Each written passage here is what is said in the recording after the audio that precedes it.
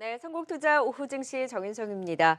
자, 이번 주 두근두근 빅 이벤트 위크입니다. 한 주의 시작인 월요일 오후장 주제의 세계로 바로 문을 열어보도록 하겠습니다. 와운의 박현상 파트너 나와 주셨습니다.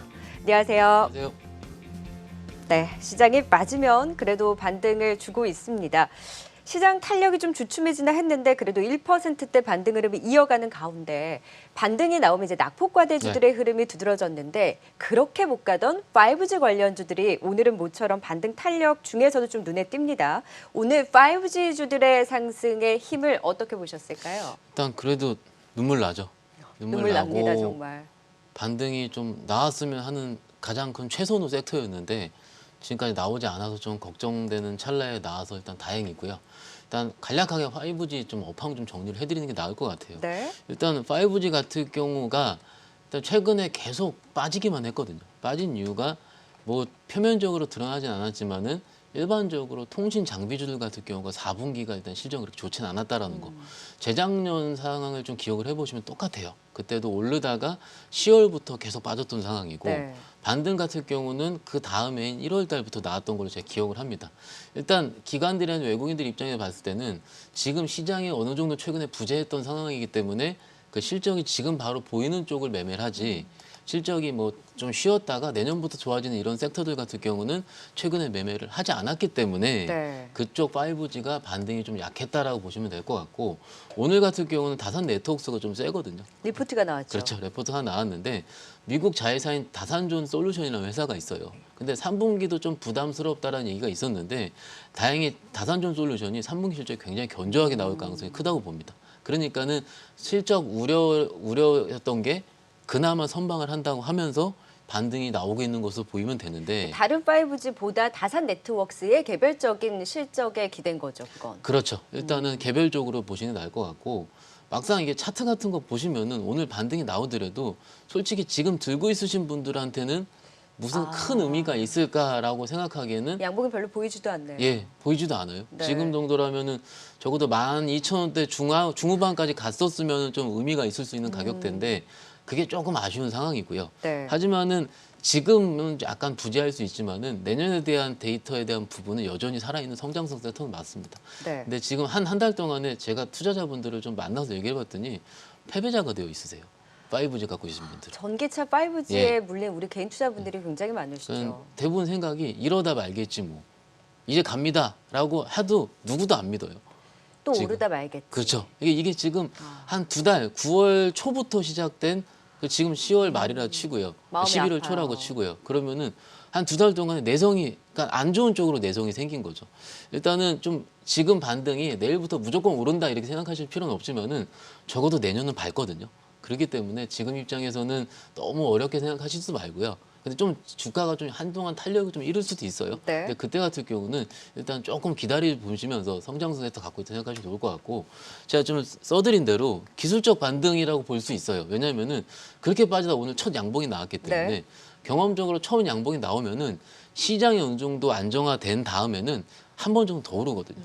그래서 만약에 지긋지긋하시다라는 분들이 좀 있을 수 있어요. 그분들은 적어도 손절매 혹은 이익 실현을 하더라도 하루 이틀 정도는 조금 더 반등을 보시고 네. 좀 마이너스를 줄이고 매매를 하시는 게 일단 어떨까 싶습니다. 지금은 추가적인 반등이 그래도 나올 수 있는 자리고 지금 그렇죠. 파는 자리는 의미가 없잖아요. 그렇죠. 워낙 계속해서 빠져서 오늘 양봉이 그렇게 또 강한 것도 아니고. 그렇죠. 그래서 일단은 하방보다는 상방으로 열어둘 수 있기는 한데 아직까지도 실적이라든지 투자 지연이라든지 풀리지 않은 것들이 남아 있잖아요. 그렇죠. 그럼 우선순위는 여전히 5G는 좀 밀린다고 보시는 거네요. 일단 매매 측면에서 봤을 때는 5G는 적어도 12월 말에서 1월 초 정도부터는 본격적으로 할 시즌은 되는 것 같아요. 연말에서 내년 초. 왜냐하면은 여러 가지 부분이 있는데 일단은 실적에 대한 부분이 지금 가셔야 되는 게 5G 섹터에서는 내년 1분기부터라는 보고서가 많이 있고요. 네. 그 1분기가 나오려면은 4월 정도 되거든요. 그러면은 그 한 분기 전부터 움직이기 때문에 12월 말에 1월 초 정도가 일단 맞을 것 같고 두 번째 같은 경우는 어찌됐든 올해 2차 전지랑 5G가 가장 많이 오른 주도주 섹터였는데 네. 이 주도주 섹터 같은 경우는 지금 대주주 양도세라는 것 때문에 일단은 오를 만은 아하. 팔 생각을 하고 있는 거예요. 왜냐면은 올해 초에 코로나19 이후에 수익이 많이 나신 투자자들이 분명히 있거든요. 있는데 많이 수익이 났다가 지금 팔까 말까를 한 9월 중순 이후부터 계속 고민하고 있으실 거예요. 지금. 정리를 못 하신 분들이 그렇죠. 많으시죠. 그래서 지금 오늘 할까 내일 할까를 거의 한 달 동안 저한테 여쭤보시는 분도 있으신데 일단 그런 부분 때문에 수급적인 요소도 마무리된 시즌이 아마도 12월 중순 이후가 될 테니 네. 본격적인 매매는 그때부터 하시는 게 어떨까 싶은데 그러더라도 반등의 폭은 왜냐하면 우리가 누구나 다 포기하고 있을 때 그 반등이 굉장히 강했던 적이 네. 많았거든요. 그렇기 때문에 일단은 하루 이틀 정도는 좀 더 지켜보시는 게 어떨까 싶습니다. 갖고 있는 분들은 일단은 지켜보는 자리고 그렇죠. 신규 매수 관점으로 본다면 일단 연말에서 이제 내년 초쯤에 그렇죠. 5G는 볼만하다라는 의견. 결국 5G와 2차 전지는 대주주 양도소득세 관련해 개인 투자분들의 수급에 대한 좀 투심 안정이 무엇보다 좀 중요한 그렇죠. 것 같습니다. 그때까지는 글쎄 조금 더 지켜봐야 된다는 의견을 주셨고 오늘 이렇게 낙폭과대주들 그리고 시장 반등이 나올 때 은행주들의 반등도 눈에 띄는데 저는 여기서 좀 궁금한 것이 은행주는 시장이 불안할 때 대안주였잖아요. 그런데 최근에는 시장 빠질 때 같이 빠지고 반등 나올 때 같이 오르면 이제 대안주가 아니라 시장 흐름과 같이 하는 흐름 같은데 은행주는 지금 시점에서 어떻게 보세요? 제가 지지난주인가 지난주에 나왔을 때 이런 말씀 드렸어요. 은행주라든지 보험주 같은 시장 대안주들은 일단 첫 번째 섹터는 우리가 시장이 어지러울 때 그것들을 매매를 할 수 있는 트렌드 가진 가치주 개념으로 가고 있는데 사이클 자체가 일단은 짧은 사이클이기 때문에 반등의 폭이 그렇게 깊진 않을 것이다라고 말씀드렸고 왜냐하면은 은행주를 사시는 일반 투자자분들 같은 경우는 배당을 보고 들어가거든요. 네. 근데 최근에 종목들이 올라올 때 배당 수익률 이상으로 수익이 났어요. 그러면은 전략으로 봤을 때 12월 말까지 들고 있으면은 뭐 5%든 6%든 배당이 내년 3월 달에 나올 텐데 네. 그럼 시기적인 부분 같은 경우는 배당 수익 이상의 수익이 나면은 차익 실현하는 게 맞다고 보는 거죠. 네. 그게 어떻게 보면 배당주 투자 전략이 가장 기본 오브 기본인데 그리고 이제는 이제 시장의 대안 성격이 아니라 시장 흐름과 같이 움직이는 그렇죠. 자리인가요? 예, 지금 같은 경우는 어느 정도 올라왔기 때문에 시장과 같이 괴를 할 수도 있고요. 대안적인 성격이 그렇죠. 아니라 이제는. 그리고 이제 어찌됐든 지금 종합주가 지수가 2,400포인트 언더란 말이에요. 2,300포인트 정도 수준 되면은 우리가 2,300 정도가 됐을 때 우리가 시장을 바라보는 거는 내년 실적을 보고 시장은 지금은 그래 싸다라고 생각을 할 수가 있거든요. 네. 왜냐하면은 레이팅을 할 때 내년 EPS 증가율은 여전히 코리아가 가장 탑입니다. 그렇기 때문에 은행주라든지 기타 배당주보다 매력적인 섹터가 보이는 거예요. 이제 지수가 빠져서. 그러면 그쪽으로 옮겨가지 이걸 또 사타 팔았다 매매하기에는 네. 2,400일 땐 해볼 만한 거죠. 오히려 높을 때는. 네. 그래서 반등의 폭이 오늘은 다행히 좀 오르고 있어서 다행이긴 한데 네. 일단은 저라면은 한두 번 정도 더 오르면은 차익 실현을 하고 많이 빠진 성장성 섹터를 좀 기다리는 생각도 네. 좀 하고는 있습니다. 예. 결국에는 이제 대안적인 흐름보다는 어느 정도 배당 수익률 이상의 수익이 났다면 적절히 이제 수익 실현을 그렇죠. 해가는 예. 방향으로 그리고 지금 지수나 다른 종목들이 너무 많이 빠졌기 그렇지. 때문에 이제 저평가에 대한 매력이 좀 줄어들었다라는 거잖아요. 이제 빠지면 들어갈 수 있는 그런 성장 섹터 어디에 있을지 그 안에서 또 우리가 또 특징적인 흐름 보이고 있는 결제주들 체크를 해보도록 하겠습니다. KG 이니시스 모빌리언스가 호실적을 예상대로 보여줬습니다. NHN 한국사이버결제는 아직 실적을 발표하지 않았는데 결제주들은 지금 시장에서의 매력도 어느 정도일까요? 매력도는 그래 적당히 있다고 봅니다. 적당인가요? 있다고 보는데 그 이유 자체는 봤을 때 일단 우리가 코로나19 이후에 4월부터 지수가 올라올 때 가장 화려하게 올라온 섹터는 코로나 치료제인 바이오 쪽이지만은 네. 막상 실적이 받쳐주면 올라온 쪽은 결제주였어요. 그리고 한 2달 동안 지수가 쉬었죠.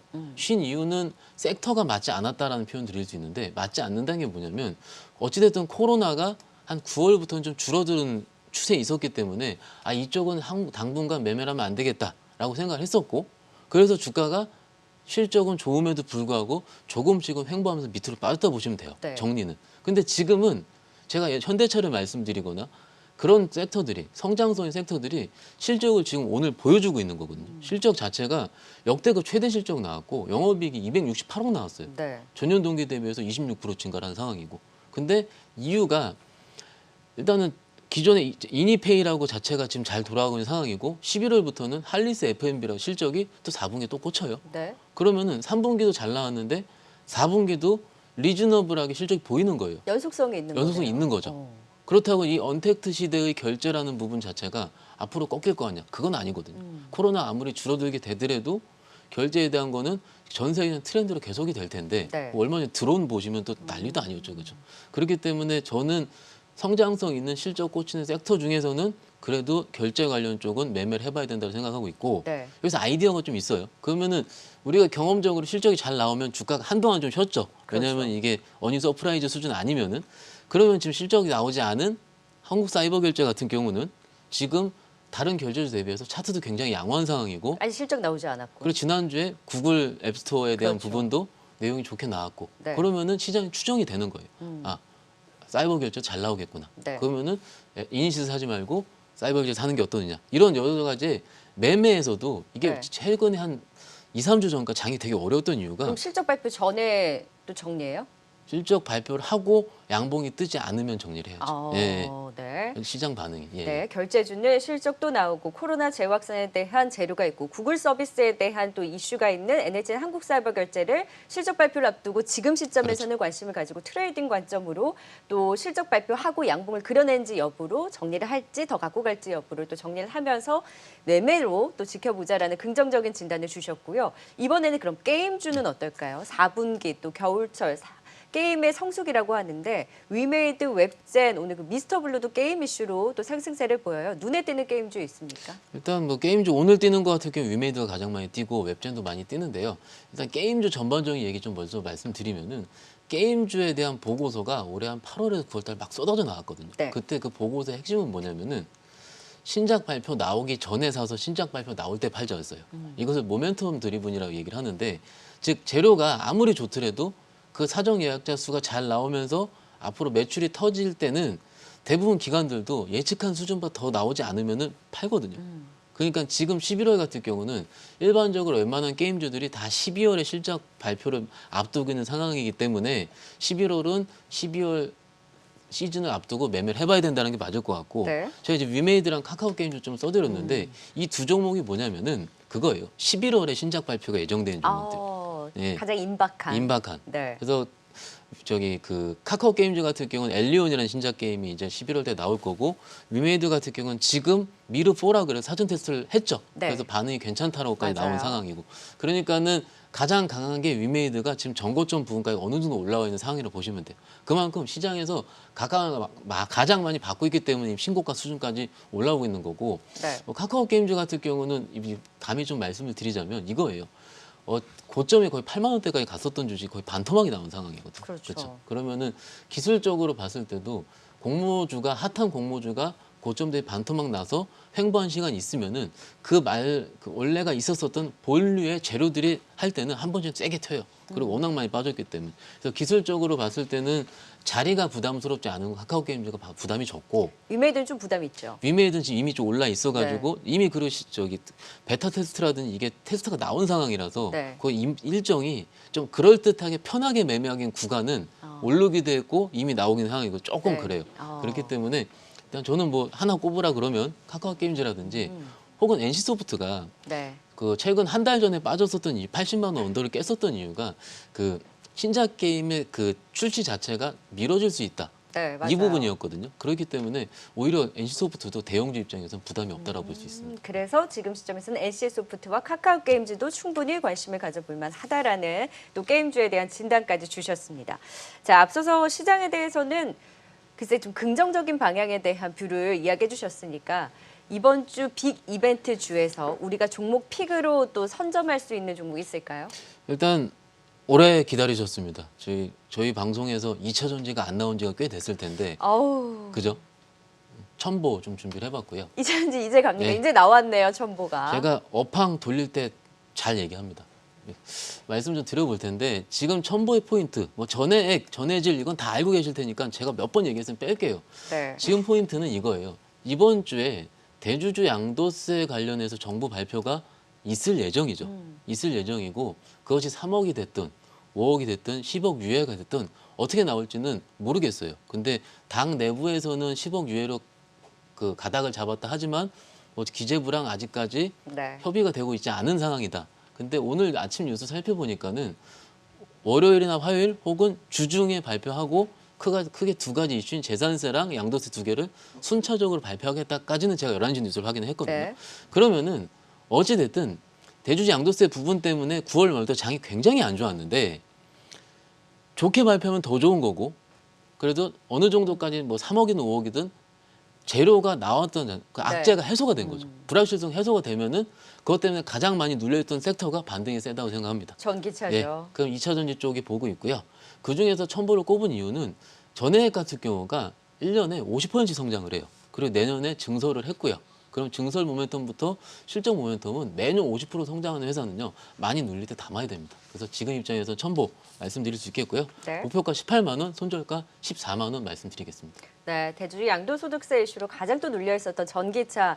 물려 계신 분들 이제 전기차가 관심주로 나오네 굉장히 반가우실 것 같습니다. 첨보에 대한 관심으로 목표가 18만 원까지 제시를 해주셨고요. 돌려 세울 때 그 초입을 잘 잡아주신다고 하셨으니까 또 2차 전기차 섹터에 대한 기대감도 지켜보도록 하겠습니다. 지금까지 주제의 세계 와운의 박현상 파트너 통해 도움 말씀 들어봤습니다. 고맙습니다. 감사합니다.